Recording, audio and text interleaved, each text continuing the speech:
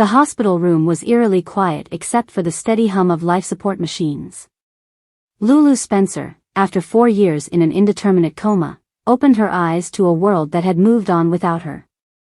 The faint sunlight streaming through the blinds seemed almost symbolic, a fragile connection to a life she barely recognized. Her body weak, her mind raced through a swirl of confusion and memories. In her absence, life in Port Charles had continued, weaving a tapestry of events that would be almost unrecognizable to her.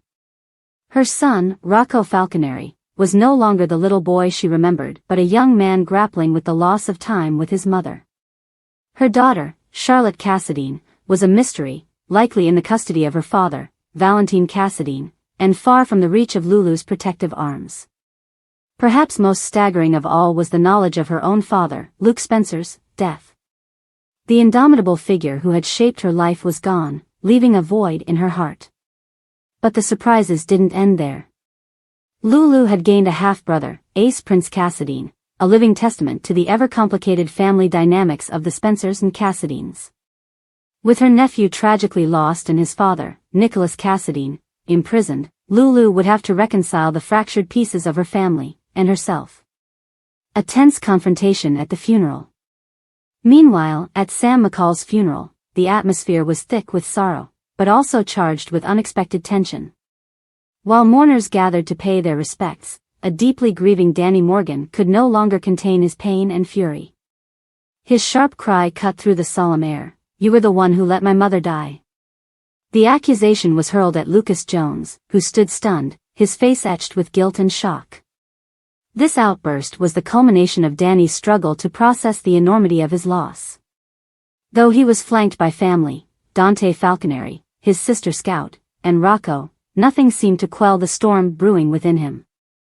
His raw grief contrasted sharply with the hushed sorrow of the other attendees, leaving an indelible mark on the day. Lucas, visibly shaken, didn't respond, but his silence spoke volumes. The room, filled with Port Charles residents who loved and admired Sam, bore witness to this deeply personal and public confrontation.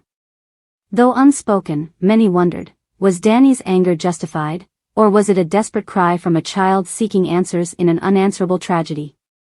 Family and friends say goodbye to Sam McCall. The service itself was a poignant tribute to Sam McCall, a woman whose presence had left an indelible mark on the lives of those around her. The chapel was filled to capacity, the air heavy with grief and respect. Near the altar, a large photograph of Sam stood beside her flower-covered casket, atop which rested Emily, Scout, Quartermain's crayon drawing of their family. The innocent artwork was a heartbreaking reminder of what had been lost. The pastor's words echoed through the room, "Help us to honor Samantha by living with purpose and hope, inspire us through the legacy she left." His eulogy touched on Sam's strength, resilience, and the profound love she had for her family and friends. It was a call for healing, even as the loss felt insurmountable. Familiar faces dotted the congregation. In the back row, Damian Spinelli sat with Maxie Jones, who had arrived early to pay her respects privately. She whispered her goodbye, promising Sam that she had tried to honor her memory in every detail of the service. Nina Reeves, Drew Quartermain, Curtis Ashford, and Portia Robinson occupied another pew, their expressions reflecting the weight of the moment.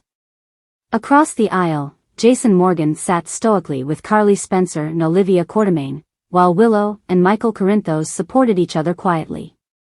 The immediate family, however, bore the brunt of the grief. Alexis Davis and her daughters, Christina Corinthos Davis, Molly Lansing Davis, and T.J. Ashford sat together, their faces reflecting the anguish of losing a loved one. The scene was a painful testament to the depth of Sam's impact on their lives. Analysis and emotional undercurrents. The reverse structure offers a deeper emotional resonance, starting with the shock of Lulu's awakening and leading to the tension and grief of the funeral. Each section gains added weight through detailed exploration. Lulu's awakening. By beginning with Lulu, the reader is immediately thrust into a scene of disorientation and emotional upheaval. Her awakening serves as a metaphor for rediscovery and resilience, echoing themes of personal growth amidst loss. Danny's outburst. This pivotal moment bridges the personal and communal aspects of grief. Danny's raw emotions highlight the complex ways people, especially children, process loss, while Lucas's reaction underscores the hidden guilt and sorrow that often accompany tragedy. Sam's funeral, closing with the funeral, allows the narrative to culminate in a collective act of mourning. The vivid descriptions of attendees, their relationships, and their emotional states create a tapestry of love, loss, and hope, mirroring the central themes of the story. By weaving in new details and rephrased sentences, the article not only expands but also deepens the reader's connection to the characters and events. Each moment is enriched with emotional and narrative complexity, creating a more immersive experience.